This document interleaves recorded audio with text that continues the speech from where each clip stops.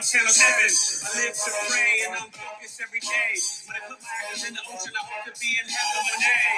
Yes, 9, 10, I was born a true blessing. Yeah. 2, 16, I was born again, so there's really no stress. Mom for 421 and Pops for 325. 520. What's up, y'all? Trying to fix this camera view. With the 411, felt like my soul just died. For the next 90 years, I swore to stay alive and never take a dive and always strive. I'm meant to live a 10, about a 9 with the pen. 10 off the top, and I promise to the top. 50, and I'm never gonna stop.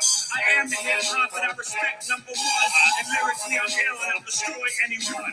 2 mixtapes. And 2 albums done. My name is incomplete, and I get the job done. I got like 4 mixtapes and 2 albums done. 5, 4, 3, 2, 1. Numbers have power, so let's get it done. 1, 2, 3, 4, 5. Notice the numbers that help you strive.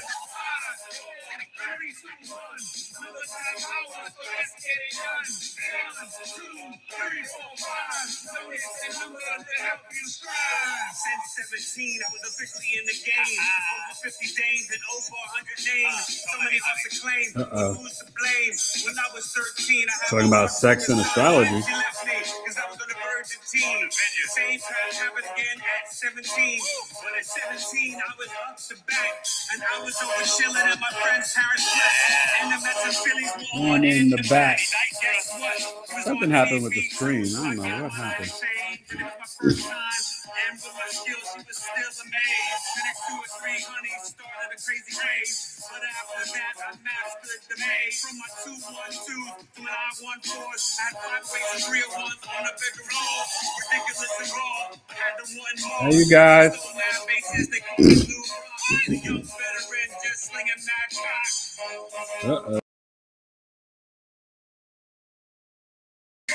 Numbers have power, so let's get it done. 1, 2, 3, 4, 5. 5, 4, 3, 2, 1. Numbers have power, so let's get it done. 1, 2, 3, 4, 5. It's the numbers that help you strive. To rock.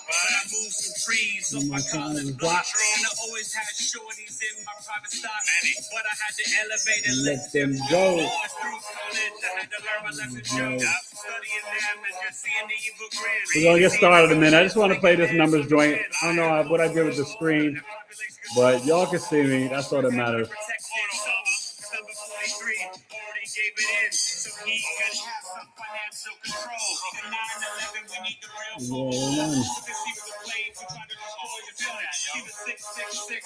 Remember, numbers have power.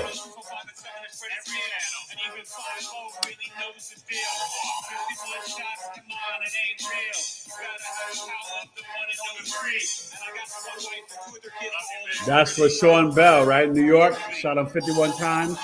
4, 3, 2, 1. Numbers have power, so let's get it done. 1, 2, 3, 4, 5. Notice the numbers that help you strive. 5, 4, 3, 2, 1. So let's get it done. 1, 2, 3, 4, 5. Notice the numbers that help you strive.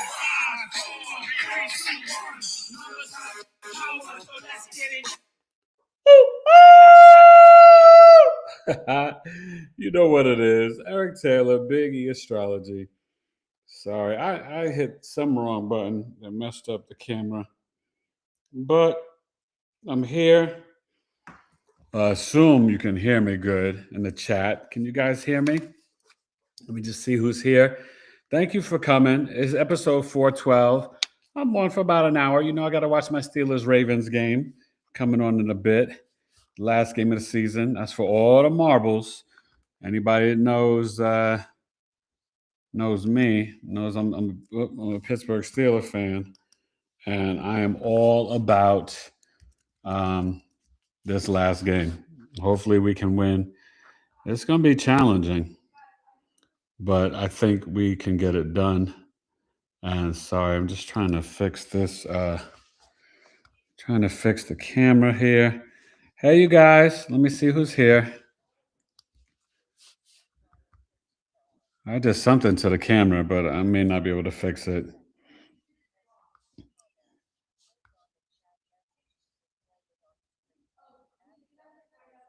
Hey, Ev.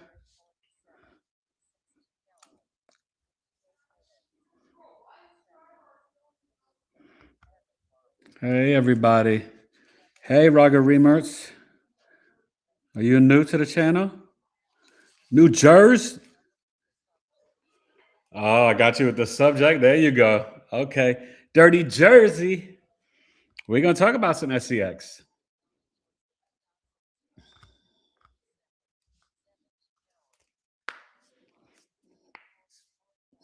So I'm just listening to the comments.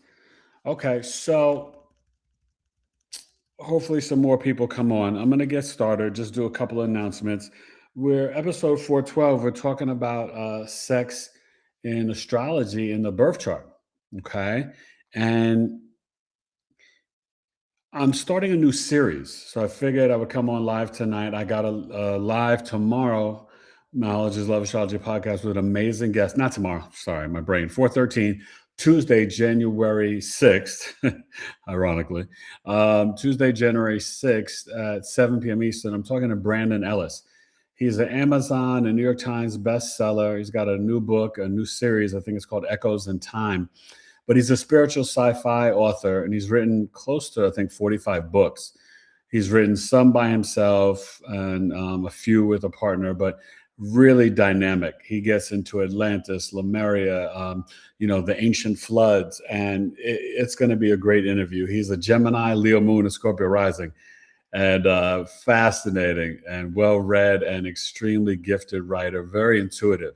Has Uranus on the ascendant. So you don't want to miss that Tuesday night. In January, there's going to be some big guests, some interesting guests.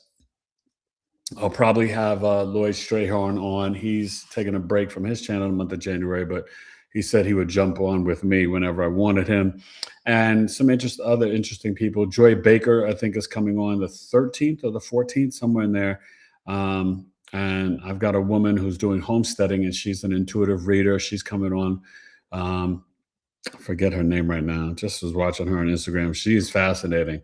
And so many, and much more. So I will keep you updated. My holiday sale, I extended it. It ends mañana, tomorrow night, 12 p.m. Eastern, okay? 12 p.m. Pacific. So it's either 160 for the moon tracking chart, down from 189. That's going through your chart, right? Breaking down the moon, which is your emotional mind, your response, your reactions, your body, your health, your intuition, tu madre, and the family you create, for a full month, and how it's affecting and aspecting every sign and house and the planets in your chart. And this really makes life slow down. You become the Jedi, right? And I love it. I'm very proud of my moon tracking service. It really helps people. Definitely, ladies, if you connecting the menstrual cycle, because we're supposed to have 13 months and 28 days. We're dealing with this Gregorian calendar, and Happy New Year for those, whatever. But the real New Year we know is either March 21st or April 1st. It's spring. It's Aries season. Technically, it may be, I don't know how they calculate it. Maybe April 1st, but it's really at the equinox, March 21st. So that's why they have April Fools on the 1st, right? But there's nothing new or giving birth or created in the dead of winter, in the second week of winter, January 1st. That's a pagan holiday connected to Saturnalia and dog star Sirius. If you know, you know. So, but for the birth chart sale, there's also, for any sign, my 90-minute chart reading via Zoom. It could be a natal chart, solar return, or second-year progression. That's $200. The moon tracking, from 189 to 160. And you get also videos of the moon and all 12 signs and houses. And the birth chart reading, you get the live recording, videos of your planetary placements. And that's normally $250. It's on sale to $200. Then the Capricorn sale will continue the 6th to the 20th. And the Capricorn sale is either the 206 or 305 for the custom video summary, which is great because you get current and future transits. It's like a mini movie of your life. You can email me pictures, your chart, videos of your planetary placements. And then after you absorb it, a 45-minute, you schedule with me, a 45-minute Q&A, and we'll go over it. People love it. It's really powerful. Normally $350 down to $305. And then I'm going to stop doing the sales after January 20th because I started last year with Aquarius season with these new prices. I'll be offering sales throughout the year for different services, but we're going to take a break from that. So, all right, sex and astrology. So the planets that you would want to look at first, Venus is your love language, right? It is actually sperm. Did you know that? Venus is the seed of life. Okay. Um, it can be a wife in a husband's chart or a wife in a same-sex couple's chart. You know, we're not going to get into the aesthetic but it is beauty, harmony, and peace. Okay. Mars, that's your willpower, right? Your energy, how you assert. It is actually boyfriends in the chart. Mars is also the a man's sex drive, and for a woman, it's the type of man that she's sexually attracted to. It can be not necessarily the husband. I prefer to look at Jupiter as the husband. You know, some people don't agree, but I've seen it play out time and time again. And then you also are looking at Juno. You know, Juno's the asteroid for long-term relationships, commitment, and marriage. But Juno, it's not really sex. Okay. I mean, yes, when you're in a committed relationship or a marriage, you should be having sex. If not, you may get divorced. But you know what I mean? But it's not really sex. But the other things that we really look at, Venus, Mars, moon is the emotions behind it. You do want to have a moon connection. It's not a main focus. It's sort of like adjacent, you know, but the moon is your body, it's your health, your intuition. So it does have a minor play. What's really powerful too with the Venus and Mars is Pluto.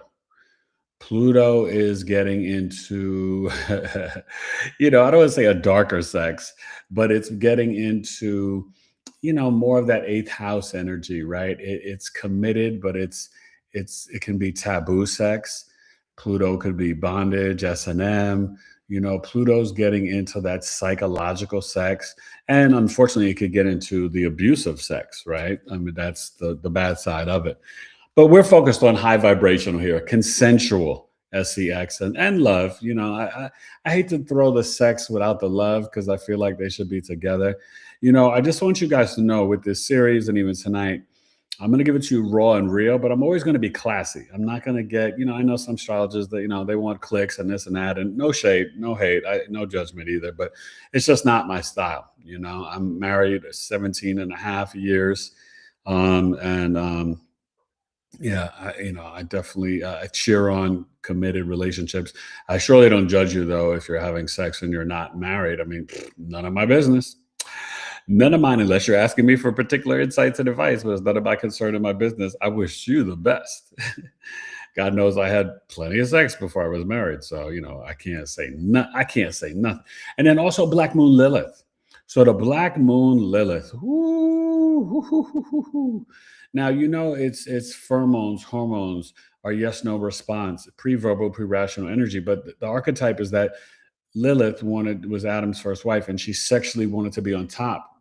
It's dealing with rejection, repressed energy in the patriarchal system, sort of disrespecting the divine feminine, but also the dark feminine. And Lilith has like a female Pluto archetype to it, right? It is strong sexual energy. I find it to be stronger in the angular houses.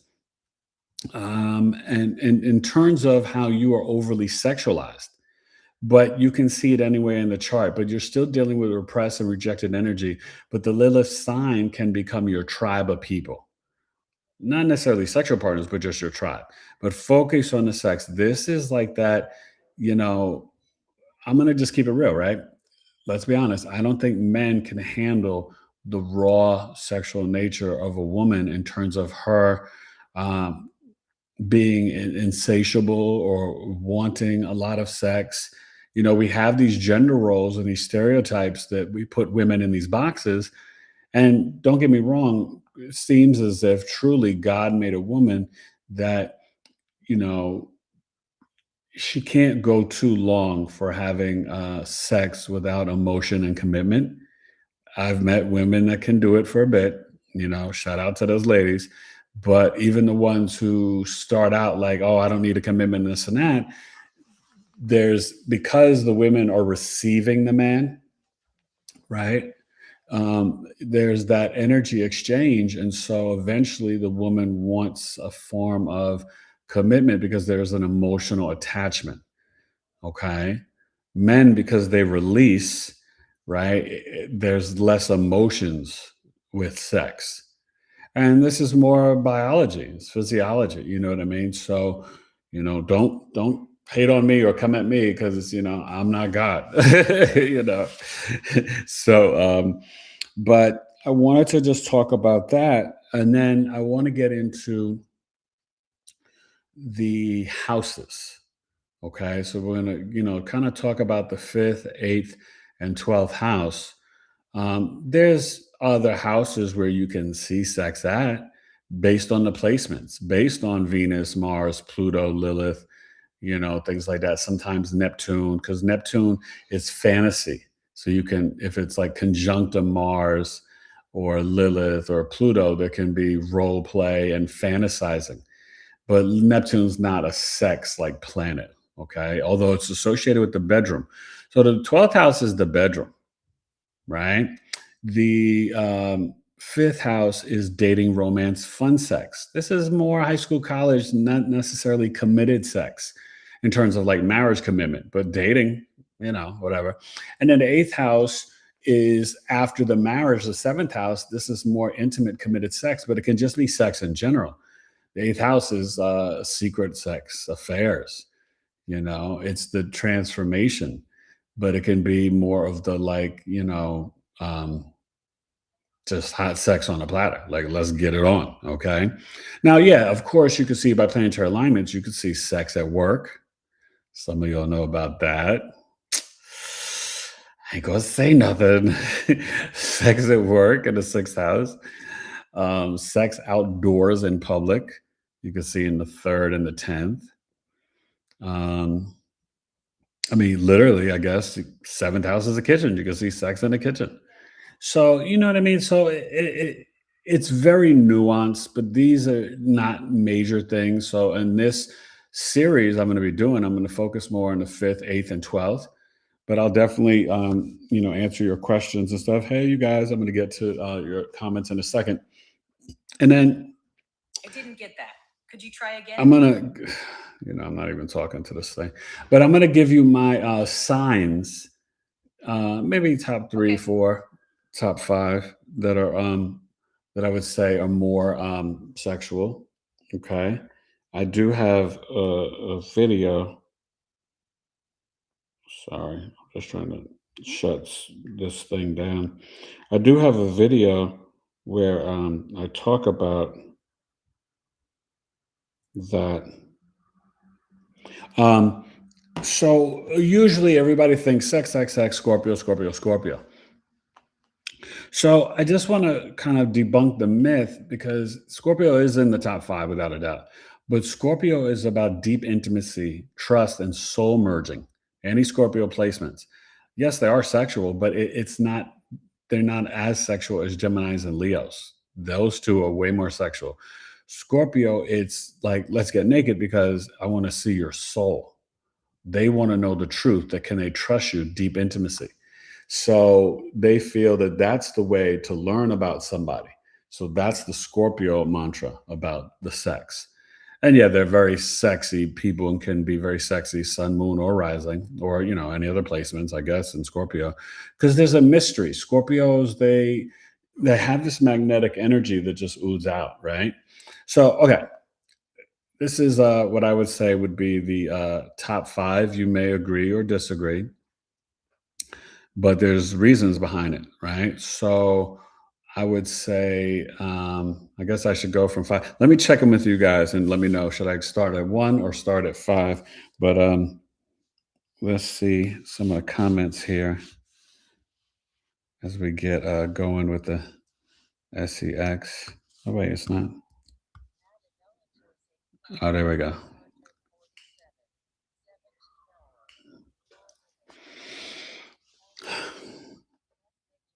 And how you guys feeling? Hey, Juliet, how you guys feeling since that Cancer super full moon? Hope you're doing well. It's good to see you, Juliet. Thank you for joining the tribe. At Sharon, welcome for coming, for joining.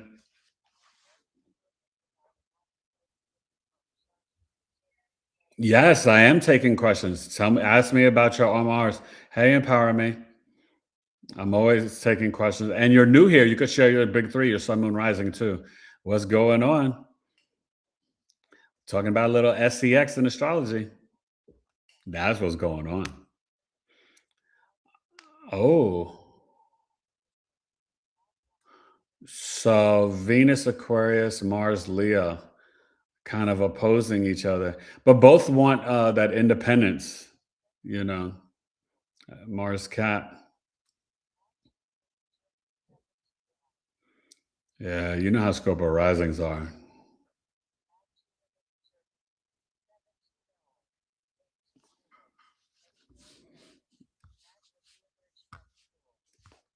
Okay, so hold on, I'm trying to see if I can extend this screen. I don't know what I clicked. I mean, I know you guys can see me, but I feel like I'm all like miniatured out or whatever. But it is what it is. I don't know what I did. Sometimes the technology will make your boy crazy, if you know what I'm saying. I do my best. I try, right? So, okay. So, yes, I am taking questions about the Mars placement, but I want to say this, right? So, I'll just go through the top five real quick, right? I would probably say Gemini is number one, Leo's number two, Scorpio three, Sagittarius four, and Virgo five. Those are what I would view as the top five signs for sex. I'm not saying they're the best or the worst, but in terms of their appetite, their hunger, their sexual energy and presence, I mean, all the signs are central, and every human. And so don't think like, oh, I'm not in the top five. Da da da da. No, I mean, that's just looking at a general sun sign. It's different if we go through the Mars and the Venus, right? Because, hey, Aquarius, Libra, Capricorn, Taurus, so sensual. Cancer, they're very more nurturing, but Cancers, they like to get it on. So, but Gemini, Leo, and Scorpio, easy for me, the top three. And then Virgo, Sag, I think in my video that I did about it, I think I had Virgo 4, Sag 5. But Sagittarius is the bachelor, bachelorette sign, and number one, and then so is Virgo. But Sag is like that Don Juan, that Don Juanita. Sagittarius is very sexual, and so is Virgo. Virgo, they are very much about pleasing their partners because they're about service to humanity. So, a Virgo's like mission is like, I want to please you, right? The Gemini, they can experiment and get, do anything and everything. Leo, they are just like this lion and lioness. They love to just be rubbed and petted and all of that stuff, but it's their warm heart. They have a very, and then, I mean, obviously I was mentioning Libra, Aquarius, Capricorn, Taurus, but Pisces is connected to the, like the bedroom, you know, Pisces, it's more like they'll just say yes.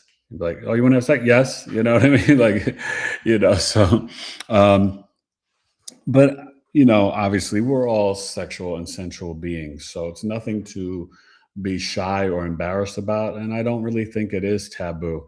So I really kind of want to bring light to it in a very serious and mature way, but connecting it through astrology. So let me just say this with Mars, and I'll get to your question. But if you have Mars, remember we talked about the houses 5, 8, and 12. But when you have Mars or even Venus in your first house, or Pluto or Lilith, people can see you as someone with a lot of sexual energy. Your aura is sexy. Okay. And then same thing with certain rising signs will be a little maybe considered to be more sexier than others. Right. And so that could be Scorpio, Sag, um, um, probably the Venus ones, Taurus and Libra, you know. But there's definitely an energy that comes off of having Mars in the first house. you actually have to burn that energy off. So not only do you need to exercise, but you can have a lot of sexual energy with Mars on the ascendant. Okay. So I just wanted to get that out of the way. Now, let me get to some of your questions.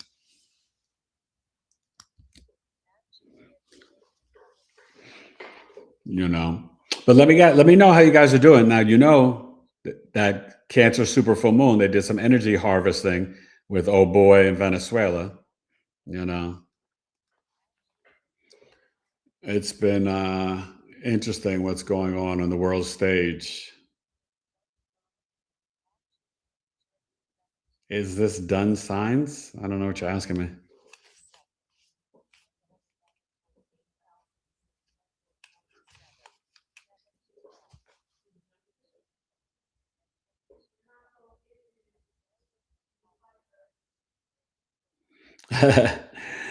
Yeah, Aquarius and Pisces.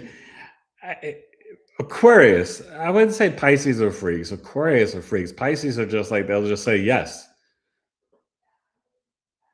Taurus, Venus, Aries, Mars. Yeah, that's some very powerful sexual energy. You an Aquarius? Okay, well, you're okay with being a freak. I love that. Well, I will say this about Aquarius: because of the Uranus, they're very open minded. Okay, and so, but I will definitely say Aquarius, women and men. Men definitely there is that like under the table action. They can be really freaky, and it's like there's something about Saturn that brings like a darkness to sex. I don't know what it is or why, but I noticed that with Capricorn and Aquarius placements. You know, remember Cap is work hard, then play hard. But Capricorns, whew, yeah. But I find Capricorns, I just only know the Capricorn women. It's hard to read them, like when you can engage or flirt or whatever. That's just my personal experience. Maybe you guys feel differently. I don't know if there's any Capricorn women here, but they can be very hard to read, for that type of, sexual encounter and relationship. Um, I find like Leos and Gemini to be more direct. And that's going to be the case, I think, with more of the fire signs. I mean, I'm sorry, with the masculine energy signs, right? Because they're action orientated, they're more assertive and outgoing. So when you're dealing with the air, right? Gemini, Libra, Aquarius, they're more outgoing in terms of the communication and they will discuss relations and sex.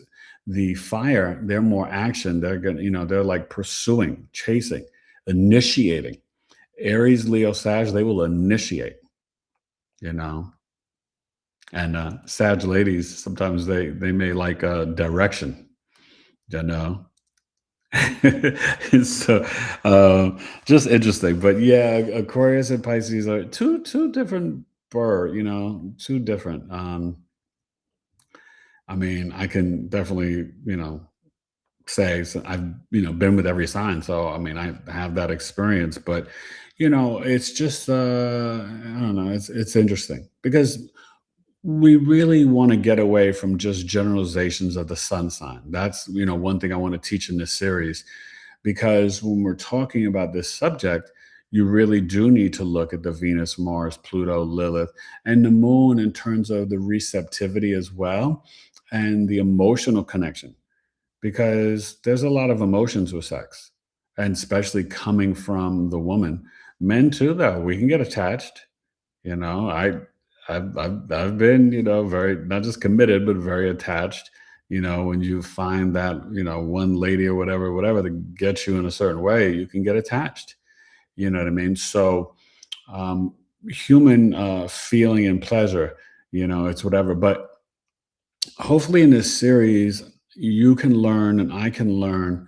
And I may even ask some questions that are for astrological knowledge that I hope maybe people don't think are inappropriate. You know what I mean? Because, like, when I tell you that Venus is actually, sperm, it's semen, it does make me think, well, okay, if, how do women engage with that based on their house placement and sign? in terms of different things. And then, you can obviously get into, the types of sex that people are into and things like that. But, I definitely want it to be in a respectful, classy, mature way. And so it should be an interesting series. What I will start out with is the perspective of the fifth, eighth, and 12th house based on the rising sign and how these ascendants, like I did my 2026 insights and predictions. So that will be the first series of videos looking at the Aries rising, right? With the Leo in the fifth, right? That Scorpio in the eighth, and that Pisces in the 12th. Well, that tells you a lot about Aries ascendants in terms of how they are, sexually. So it'll be fascinating. And I hope you guys really engage and comment in the series, so we can all share and learn, because I think we need to talk about this more in a healthy way, because it should be a healthy relationship with it, right? Um, I don't know. I don't have any hangups about it. So I just hope that, but I definitely, I want it to be respectful and classy. I'm never trying to, make it seem dirty or perverted, because I think it's beautiful. Right. And so when we are mature about it, it can be a way to really discuss it and learn. And hey, we all like our pleasure, and some of us like it, a little nastier than others. And some of us like it in a committed relationship. Some of us like it when it's more private and secret. I mean, I'm always fascinated by someone that is very different professionally at work and around other family members and stuff. But then you would never know how they are, one-on-one in the bedroom. That dichotomy, what is that switch that turns on? And that's the intricacies that you could see in the natal birth chart. Because remember, your sun sign doesn't even matter. Yeah, it does, because it's your personality and identity, your purpose. Like, so me being a Virgo, that does tell you something. But my Mars is Virgo, my Venus is Scorpio, right? So, and both of those are in the top five, right? So, but the Virgo is like me wanting to please my partner and be of service, right? But it's also mental. So there has to be this mental thing going on. And the um, Venus Scorpio, what people don't realize, for like, for most Venus Scorpio men, we're going to be attracted to a little bit of mystery and a little bit of purity in a woman. But Venus Scorpio in general, I laugh looking back, and it really explains a lot that, you know, growing up, I may have been too intense for some of my girlfriends, you know what I mean? And that's okay. I didn't know I had that placement. Now, I wouldn't know how to work with it if I was single, but I know how to work with it, in my marriage. You know what I mean? Venus Scorpio is like, it's that Bonnie and Clyde. It's that soul merging. It is very intense, but very intimate, right? It wants transformative pleasure. Okay. So, just, little tidbits and little things. Let me get back to your questions. And, the house placement does matter, but it doesn't deter, like, if it's in the fourth or ninth, Now, trust me, it doesn't mean if you have Venus, Mars, and a conjunction in the ninth house that you're going to have sex with a college professor, but you could. You could. Your third house or your fifth house, you could, because I remember in high school, we had some, I mean, my high school, it was like a mess, right? We had some high school teachers that had sex with some of the girls. And I'm just like, oh my God, but these things happen, I mean, I ain't make it up, it's just how people get down. And I ain't telling you guys nothing new. You guys know how you are. And that's okay. You know what I mean? But just know, with all that's going on right now, that is energy harvesting on this Cancer super full moon, because it's closest to Earth and conjunct Jupiter, right? And so, when you're dealing with taking away a president and their wife and resources, I don't want to get so deep into it, but I just wanted to let you know that there are no accidents. When you see these big events on new moons and full moons, and even starting in the new year, if you remember the last two New Years, they all started with all these tragedies. Well, this year, and remember the movie Avatar just came out, Fire and Ice, What happened in Switzerland? Fire at a ski resort, fire and ice. Denver, cold, ice. There was a fire in Glendale, Denver, outside of Denver, Glendale, Colorado. So, can accidents happen? Yeah, there can be. But are some of these things really accidents? You got to think. Okay. And my biggest thing, I always wanted to become a college professor and teach a class called 403 Free Thinking. And my greatest, wish for everybody is just to always keep an open mind and think. And remember, in general, you always got to follow the money. The truth is where the money is. Okay. And so that can be kind of a little hint to different things. But obviously, with this whole thing, it's oil, right? But there's a problem because Venezuela has friends like Iran, China, and Russia. So that's not so good. So we'll see what happens.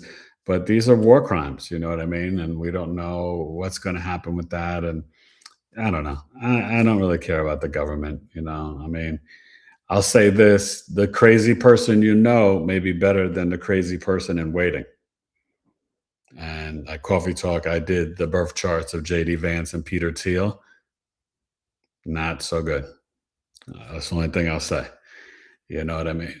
And but I think presidents should be regular human beings that are not funded by lobbyists and corporate greed and oil companies and billionaires.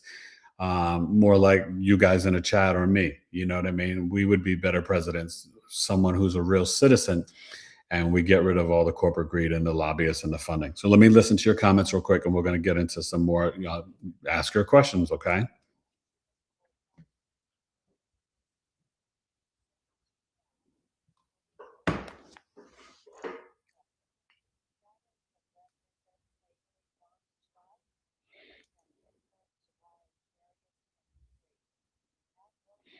Bondage restrictions, yes, bondage, yeah. That's a good. Venus, Aries, Sag, Mars. That's a lot of passion. Venus, Aries, Sag, Mars. Venus, Aries is like wham, bam, thank you, ma'am. That's the quickie, Venus, Aries. Which can be good at times, and sometimes it's not. Yes, yes, Scorpios do. They look right through you, and that can be hard for people. People feel very vulnerable or naked around Scorpios, sun, moon, or rising.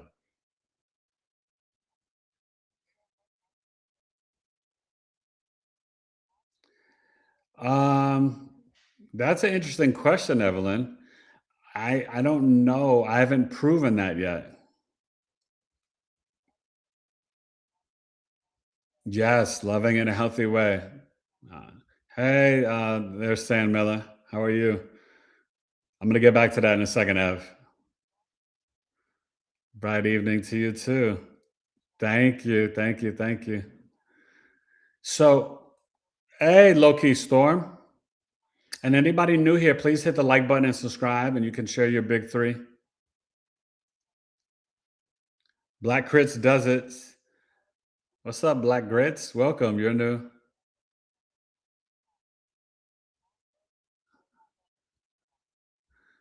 Um, Ninth house could be sex on vacation too.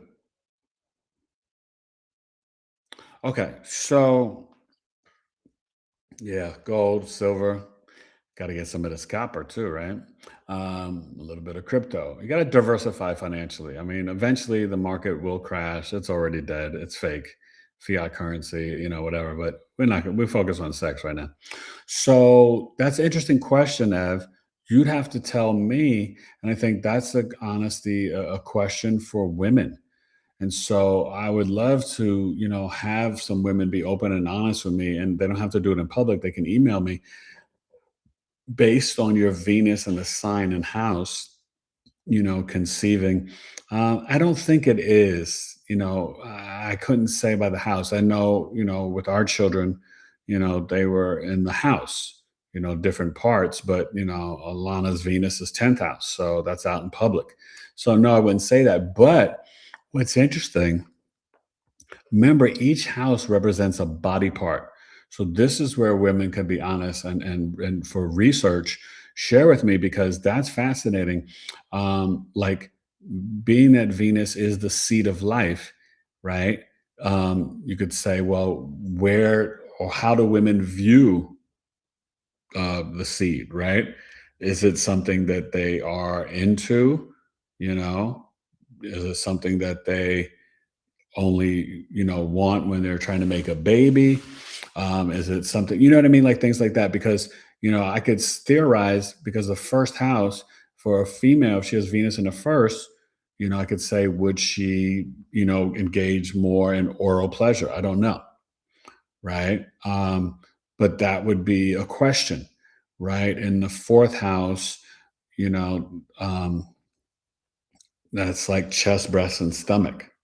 You know what I mean? So, I'm trying to be, I'm trying to be very, it's hard for me, right? I'm trying to be very classy or whatever, but you get what I'm saying. So, like, where would you want the seat of life? Like, on your body parts? So that would be an interesting, I guess, conceptualization.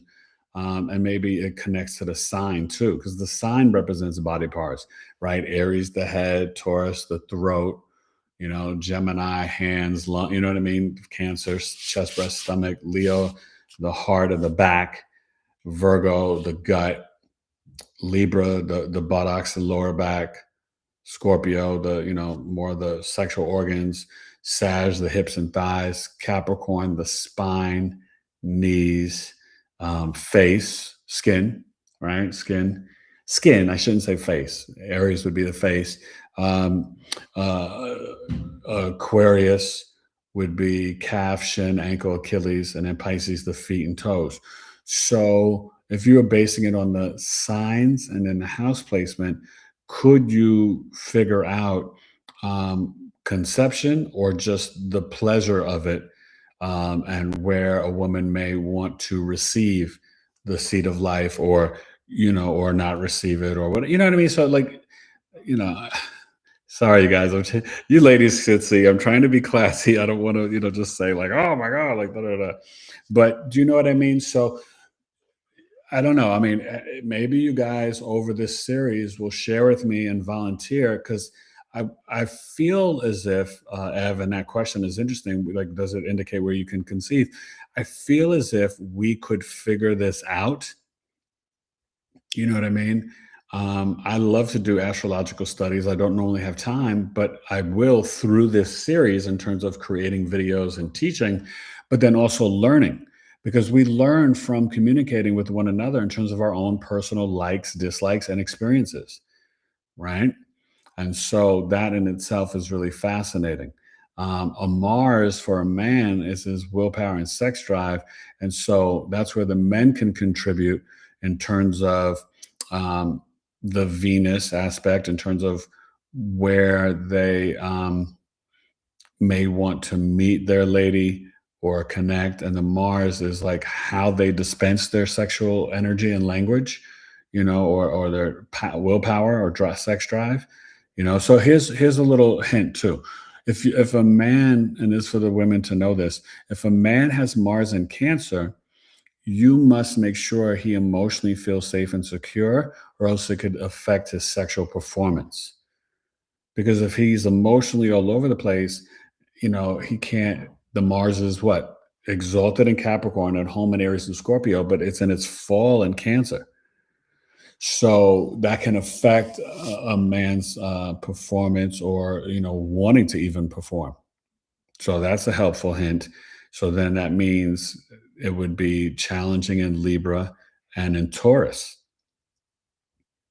right? In Taurus, Mars in Taurus, there may be issues for men in terms of touching. I think about Michael Jackson. He had it, you know.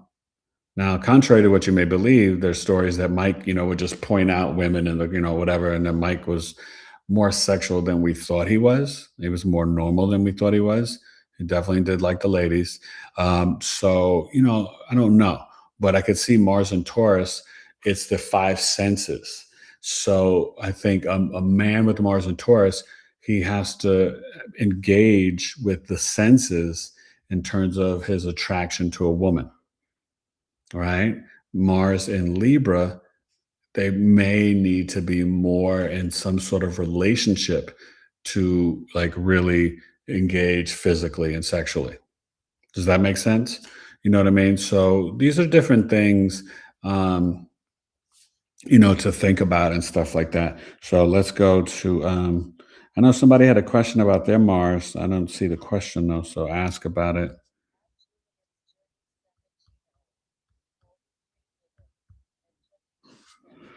Let's see. Thank you, Juliet. Yeah, yeah.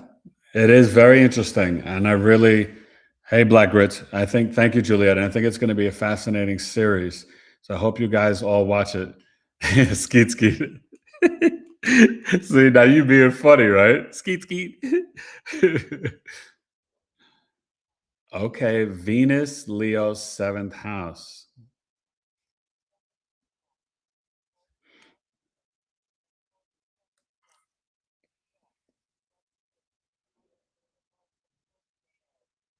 Oh, okay. Thank you, Ev. So you actually experienced that Mars and Cancer, yeah. And that's challenging, right? So, but that's good for a woman to know to say, like, okay, I like this man and I want to have healthy sexual relationship with him. I need to make him feel emotionally secure. It's not hard, right? So, but it explains a lot because I think sometimes women and men look at each other as like sexual robots. And so a woman's like, oh, well, how come you can't perform or whatever? But it can be very mental for a man. And then a man's like to a woman, well, how come you're not turned on or aroused or you're not, whatever, lubricated or whatever? And then, we have hormonal things. Like, we need to have more communications with one another to understand our own biology. You know what I mean? To have these healthy conversations and healthy sexual relations, and so that can happen more in a marriage or intimate, uh, relationship. But, there's millions of married couples who don't even really talk about it. They do it, and sometimes they just schedule it and this and that or whatever. But, I feel like lovemaking and sex can go hand in hand, but they are two different things. You know what I mean? And I mean, I guess you could have that debate, right? If you don't love a person, can you make love to them? Or is it just sex? So that's an interesting conversation and concept too. But with Venus in the seventh house, you could be in love with just being in love. In Leo, you could be attracted to more domineering men or men who are very powerful or very self-expressive with Venus and Leo in the seventh house. Um, now we could joke and ask you, right? Well, do you like to have sex in the kitchen? Do you like the seat of life on your back or backside? You know what I mean? But you don't have to answer, right? It's totally up to you. But I'm just trying to theorize, and so if there's any brave ladies here who want to share, in terms of the receiving, that's interesting, right? I mean, I guess there's one or two other guys here. I'm not sure or whatever, but so with Mars, Virgo, 11th house, right? I definitely I like to have that friendship first because I like the mental connection. And that was great with my wife and I because we were long distance. So we had to talk on the phone so much. She was in Colorado, I was in New York when we met. So we really did establish that friendship, which really increased the love. You know what I mean? And then when we saw each other, it was like on and popping, right? But you know, I think back in my younger days or whatever, even when I would go to a bar or lounge or a club, I wanted to talk to a lady, right? Yeah, I mean, you get attracted to eye candy, but it's more than would stimulate me as a man. Yeah, she looks great, but like I wanted to. I needed something mental. So that's Mars and Virgo. And I don't know if there's any other guys here willing to share, but you know what I mean? So that's an example of that connection. Now, the 11th house aspect, I don't know how I would apply it there. It could be like, you know, friends, your friend circle. I didn't necessarily date too many friends. I mean, I wanted to become friends first, but like if I was already a friend with somebody and then we transitioned to intimacy, I think that only happened a few times I can remember. Um, but that could be really positive, in terms of building something. I would definitely say that. But any specific questions, just please ask. Another thing I wanted to talk about too. Oh, hold on.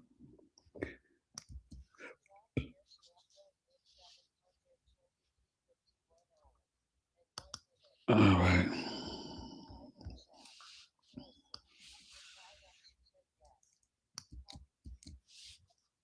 Oh, sorry. I don't know why I'm having trouble reading your comments. Okay.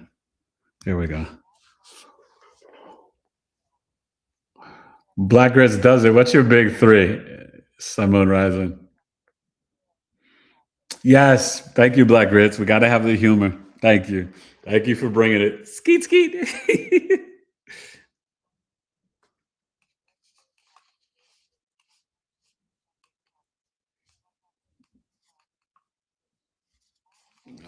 Venus and Mercury. Communication. Yeah. That's important.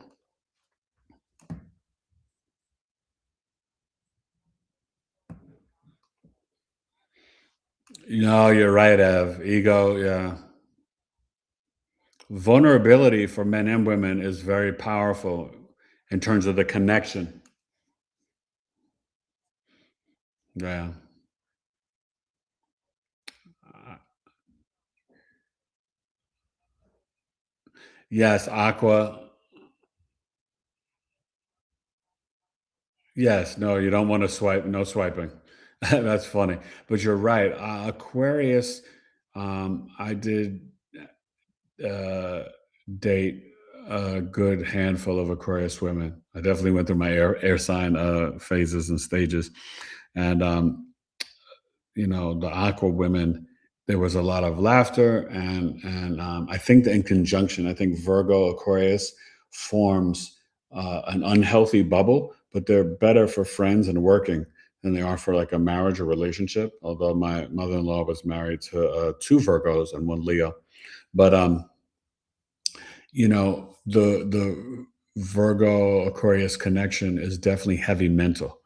And so that mental stimulation is very powerful.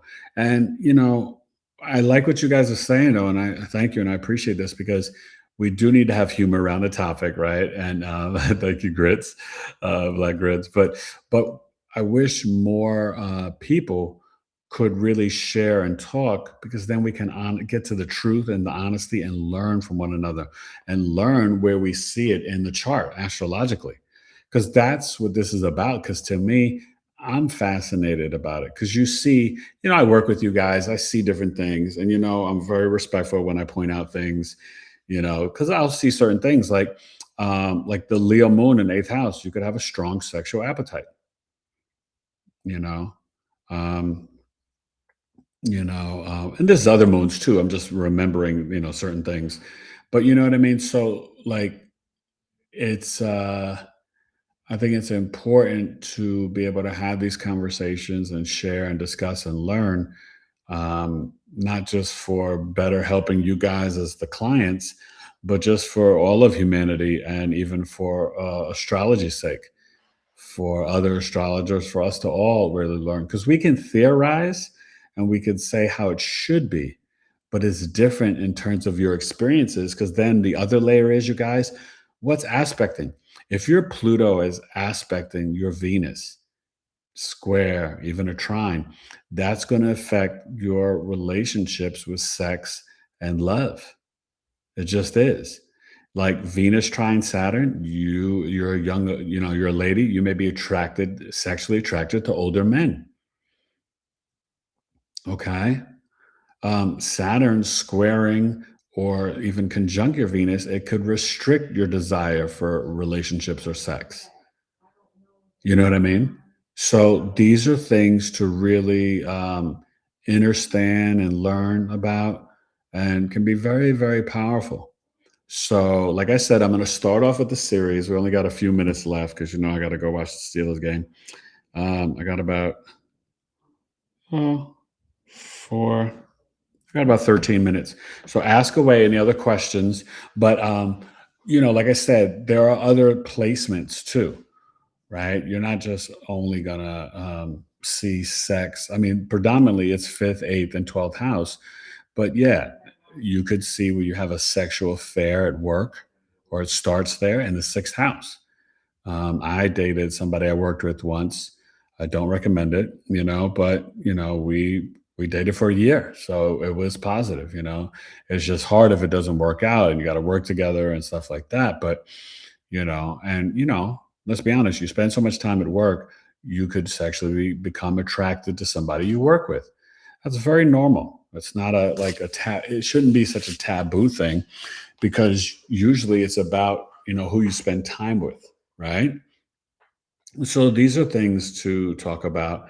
Now, when you get into like the fifth and ninth house, you could get into education, and that's not good. Like, I'm not judging, I'm not saying that, but you don't want to distort or corrupt relationships of like authority, someone educating you, and then you sleeping with them.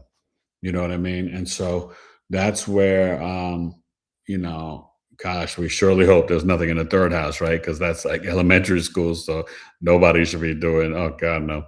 And then the fourth house, you could see kind of middle school, but fifth, eighth, and 12th, obviously, and you could see more so, I would say, in transit, like if you go on a vacation and then engage in sex, and, ladies, men do it too, but, sometimes I know about the ladies, like y'all be all like chill or whatever in your hometown or whatever. You go on vacation and you let the freak girl out because nobody knows you, you know. So that's but that's where I would want people to be honest. Like that's really, I think it's very fascinating, because then you could look in the chart and be like, oh, what age did you go to, Bahamas and sleep with that random guy, or go to Jamaica and just have sex on the beach that night? Well, and there may be like a transit in the ninth house. You know what I mean? So that is actually ways we can learn. And then that's annual perfection. The ninth house is going to be what? It's 20, 32, 44, 56 years old. So think about those ages, ladies, if you remember going on any trips on those ages, and it could connect with that. You know what I mean? So, things like that are kind of fascinating, and obviously it's, there's more ladies here. Where the fellas at? You know, I don't know. Black Ritz, are you a lady or a man? So, but it's very fascinating to learn that. Any particular questions about a planet or whatever, and just know with the Lilith, it's like this. It's hormones, but it's like a perfume that you're wearing. So with the Lilith, the archetype of it, male or female, you can have men and women hit on you, and it's the strongest in the first house. They have the strongest Lilith experience. In other houses, there can be abuse. Like Lilith in eighth house, there sometimes can be like really like, I won't say dark sex, but like secret sexual relationships. Like you're sleeping with your cousin's husband, or I don't know, or you're sleeping with so and so. But you have to be careful, because the Lilith and Pluto, they can get into the realms of sexual abuse and date rape, and that's not okay. Not on my channel, not on my watch. You know what I mean? I'm talking about healthy relationships and consensual. But yeah, I've seen it with clients. And, those, I mean, obviously, even in the fifth house, high school, college years, there's a lot of people don't talk about it. There's so much date rape in America. I remember in college, different, girlfriends that I had, just friends, that they told me stories where that they were date raped from the football, basketball player, the bar, the frat house, Yeah, it's terrible. But because I honestly think there's a shame that women and people feel around it, they don't talk about it. You know what I mean? And you guys got to remember when you send your kids to school, you've got to prepare your daughters. You know, we had like a big little program at the University of Maryland, and I told the freshman girls, I told them like to look out for how the boys would hit on them because I didn't want them. It's like your parents didn't send you to college to get like caught up in this whole sexual scandal and embarrassed. Because I know this one girl in the student union that had like they shared naked pictures of her, like her parents didn't send her away to school. You know what I mean? That's not what she really wanted. And so, like, I was like, I'm not saying I'm like, oh, Eric's the best guy ever, Mr. Good Guy, but yeah, I was. You know what I mean? In a way, because I was trying to protect this my little sister, freshman girl, and I told her, look, don't study in somebody's dorm room one-on-one alone. You study in the library or you study in groups, right? You're not just having the basketball player or the football player or the frat boy, come to your dorm room one-on-one. Have your roommate be there. You know what I mean? Like you just want to be smart and safe, and but I want you guys to also be honest with your daughters, your granddaughters, but we got to tell our young men, we don't, I teach my men, you respect a woman. A woman needs to say yes, right? You're very protective over ladies. You show them and you speak to them with respect. That's important. So as a man, I teach that to my boys. Okay. So we as the adults, and maybe there's some young people here, but if you have children, we have to be very intentional about that. Okay. To be safe out there in these streets. So I'm checking your comments and stuff.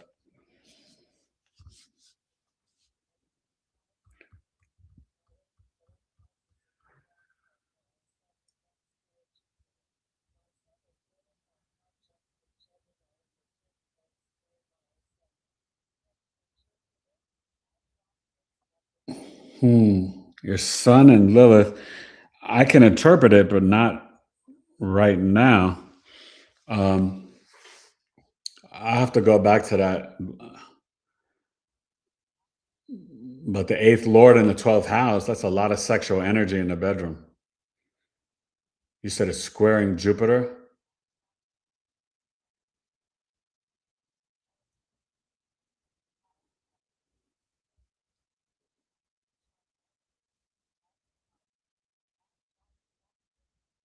Okay, I don't know Vedic like that. I know principles of Vedic. Um, I know the lunar mansions, but not the nakshatras like that by their names. I haven't memorized that, but I know the lunar mansions, right? Starting off with 0 to 13 degrees. Right, age gap should not be taboo, but I'm gonna clap back at that one. Give me a second, Juliet, because Mars squirrels. Sorry, hey Cephas. Um,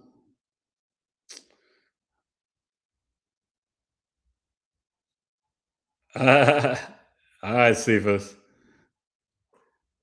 You think that could be rape? Mars square Chiron. It depends on the houses because Mars could be fights and arguments, and it could be an accident. So it just depends. You know what I mean? Mars square Chiron. Lilith and 11. Have you had friends, like friends with benefits? Lilith in 11th house? Lilith in 11th house, that could be friends with benefits. Okay.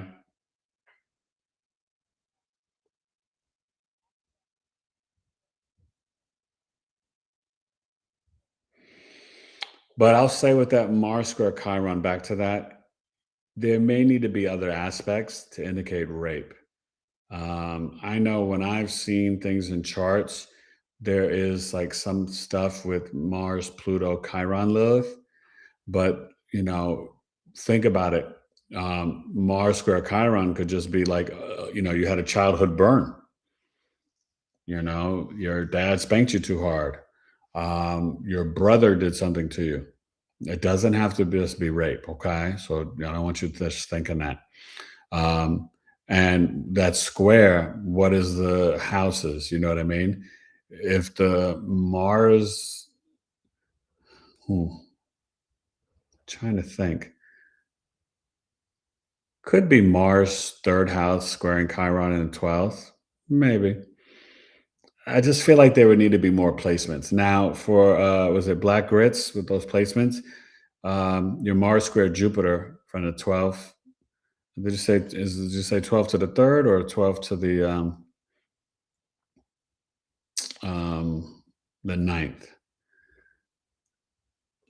I wonder, were you sexually attracted to educators or, or somebody you worked with or your neighbor? That could be something there. But yeah, I would need to know more. But, you could definitely book a chart reading or email me the question, privately and stuff. Um, Let me see. But I want you guys to think of this. Squares are always opportunities for growth too. It's not just going to get you into negative or taboo stuff. Okay. We literally got 2 minutes left. I'll maybe go to 6:10 because the Steelers are coming on soon. Let me see if there's any other questions here. Oh, I got to get back to you, Juliet, with the age thing.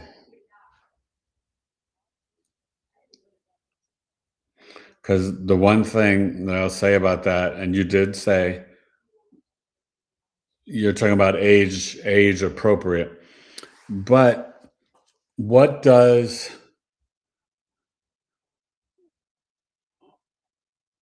a 50-year-old man have in common with a 25-year-old young lady?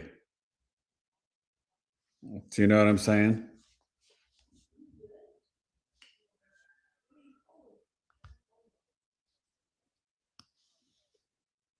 Yeah, Taurus, Venus, Aries, Mars. I like that, but that's very passionate and sensual energy.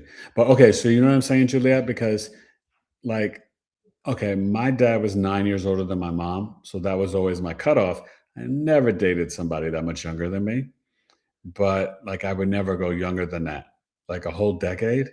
That's just weird. I'm sorry. Like those men who are 60 and with a 30-year-old, there's something, you know, eh, I do believe that two humans, different ages, can connect and all that. Don't get me wrong. I mean, but there's something wrong with that man. You know what I mean? Because I can tell you as a man, like, why would I? Yeah, they're grown now, but like, why would I want to connect with a 30-year-old and I'm 55? Right. And so, like, my wife, she's only 2.5 years younger than me. That's perfect. Right. 5 years would be fine. Like I said, my cutoff is 9. That's me. Maybe we can hear from the other men on the replay or in the comments or in the chat. But like, you know, mentally, we're not even in the same range. So we're not going to be able to exchange the same experiences. My wife and I bug out all the time when talking about the 80s and the 90s R&B and hip hop, and we can relate and we have the same memories. How am I going to talk to like a 25 or 30-year-old woman about Jodeci, about Shy, about, when Madonna first came out, or, Papa Don't Preach? You know what I mean? Like it just doesn't happen. And so I don't know, that's a little weird for me. So to me, I said, just I'm personally, and I'm not trying to hate or judge, but 9 years would be my max. Maybe some of you guys have difference. You know what I mean? You'd have to let me know. But yeah, this has been interesting and fun. Let me see.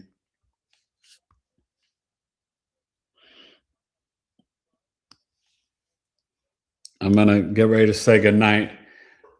My Steelers are about to come on at 8:20, and it's almost 6:20, 6:10 right now.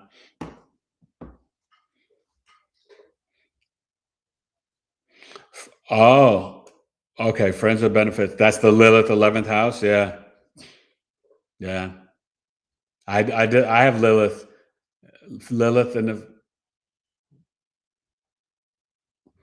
okay, same sex was always attracted to you, but that's the Lilith. And so that could have happened a lot in high school and college or just for dating and flirting. 10 to 15 years? Uh, that's not as bad. I'm thinking like 20 or more. 10 to 15, I still think it's a lot. Okay. Yeah, no, it's okay. I don't mind, I think, friends, you can have friends at all ages, mind to mind. When somebody's an adult, but when you're getting into the intimacy of sex, we just got to all be careful. You know what I mean? This is such wild times with that. The friends with benefits, the Lilith. But with Lilith, you guys, it can be men or women hitting on you. Remember, it's like a perfume you're wearing. People smell the Lilith on you because it's literally pheromones, hormones. That's why in the first house, you could walk into a room, people can hate on you, reject you for just saying grand rising. Everybody's like, you mean good morning? But men and women could hit on you just because it's your aura.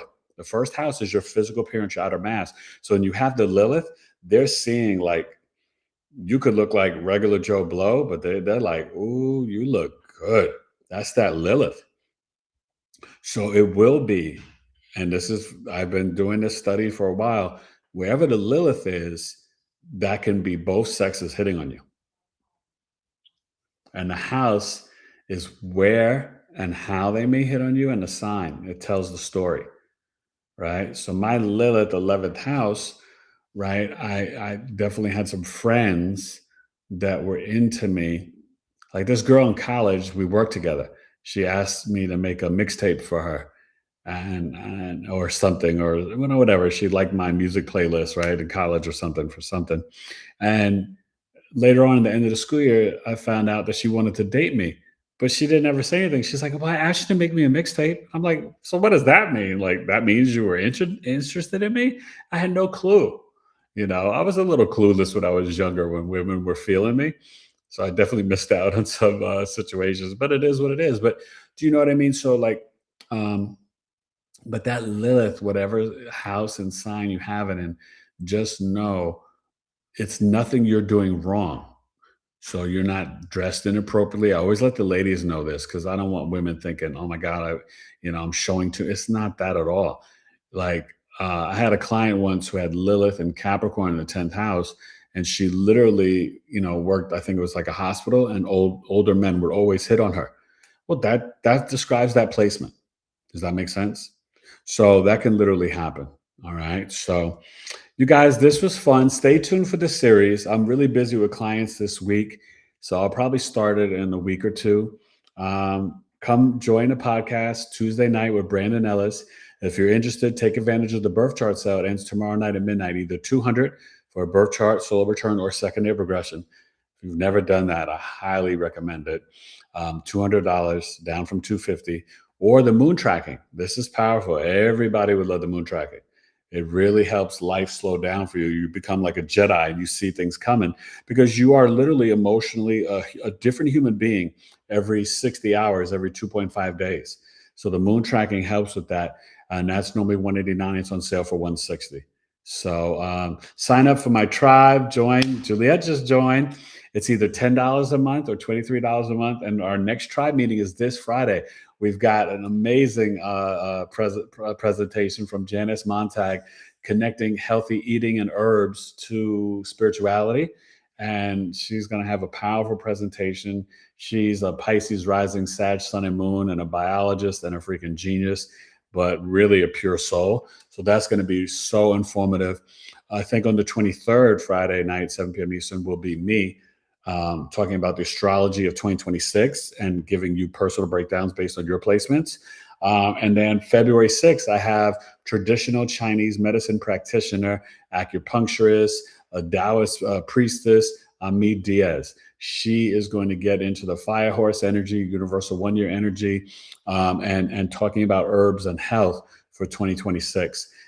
So that's the tribe meetings for January and February. And then February 20th, I think I'm going to have the amazing Jazz Aphrodite teaching a lesson and presentation, not personal readings, but a lesson and presentation on cardology.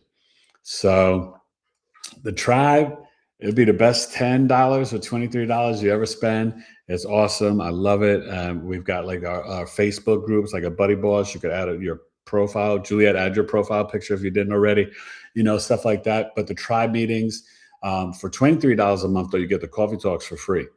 My coffee talk is coming up Saturday, January 10th. 9 a.m. Pacific, 12 noon Eastern. You guys, 2 hours, only $22. I'm teaching a lesson on the upcoming transit, Neptune and Aries. That starts January 26th. I'm going to get you ready. When look at the chart, it's 13 years. You want to come to this coffee talk. And then the next Friday night, the 16th at 7 p.m. Eastern, I'll be teaching, and Evelyn, hopefully you can make it, 7 p.m. Eastern. I'm going to be looking at the Bruce Lee's birth chart, Scorpio sun and Sagittarius sun and rising, Scorpio moon in the 12th house. Bruce Lee, a legend. We're going to break down his chart. So in the coffee talks in February, I'll be getting into Saturn in Aries, and then the Saturn, Neptune, and Aries conjunction on the 20th. So stay tuned. I love you guys. This series is coming soon, Sex and Astrology. And please, if you're willing to email me for the research and just being honest, please email me, eric@BigEAstrology.com. Email me there if you want to book the sales, the services, $160 for the moon tracking or $200 for the birth chart. Eric, ERIC, @BigEAstrology.com. My website's working, but not to purchase right now. We got to get that fixed up. It will be like the first or second week of January. We'll get it all together, and I will let you know. But for right now, you can book with me directly. We can do credit card, invoice through Stripe, PayPal as a friend, or Zelle, eTaylor765@AOL.com, or Cash App, $, $BigEAstro. I love you guys. I hope I see you Tuesday night with Brandon Ellis. It's going to be a powerful episode, brilliant writer, so talented, and it really gets into the spiritual sci-fi. And go Steelers. I got my Steelers winning 23-20 tonight. We're going to take down Lamar Jackson, and my Steelers are going to represent, and we're going to get it done. And I'm on to go watch game 272 of the NFL season, and I'll be sad, and I'll talk about it Tuesday night in the intro. If my Steelers lose, I'll be very upset, but I think we're going to win. I love you guys. God bless, and or divine providence.